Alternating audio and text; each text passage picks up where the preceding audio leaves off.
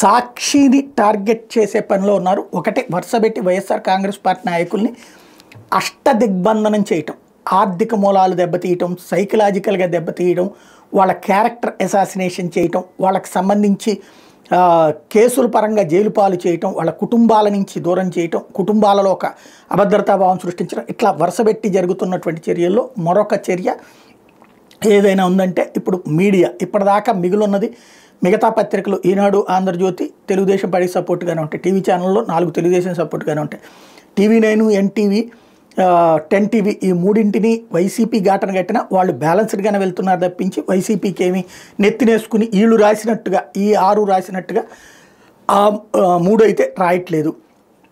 ఒక్క సాక్షి మాత్రమే పేపర్ కానీ టీవీ కానీ ఇక పూర్తిగా వైఎస్ఆర్ కాంగ్రెస్ పార్టీ కార్యకర్త వాళ్ళ సొంతది కాబట్టి అట్లాగే రాసుకొస్తారు. ఇప్పుడు దాన్ని దెబ్బ కొట్టేటటువంటి ప్రయత్నం ఢిల్లీ స్థాయిలో జరుగుతుంది. దానికి సంబంధించినటువంటి లైసెన్సుల మీద కంప్లైంట్స్తో పాటుగా ఆంధ్రజ్యోతి వాళ్ళు ఇంతకుముందు పెట్టినటువంటి కంప్లైంట్ వీటి ఆధారంగా భవిష్యత్తులో దాన్ని క్లోజ్ చేయించే ప్రక్రియ అయితే జరుగుతోంది.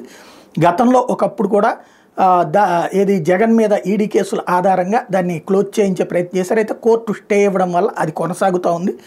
ఇప్పుడు దాన్ని వికెట్ చేయించే పని న్యాయపరంగా, రెండో పక్కన కేంద్ర హోంశాఖ ద్వారా లేకపోతే కేంద్ర సమాచార ప్రసార శాఖల ద్వారా దీన్ని ఆపించే ప్రయత్నం అయితే సీరియస్గా జరుగుతుంది.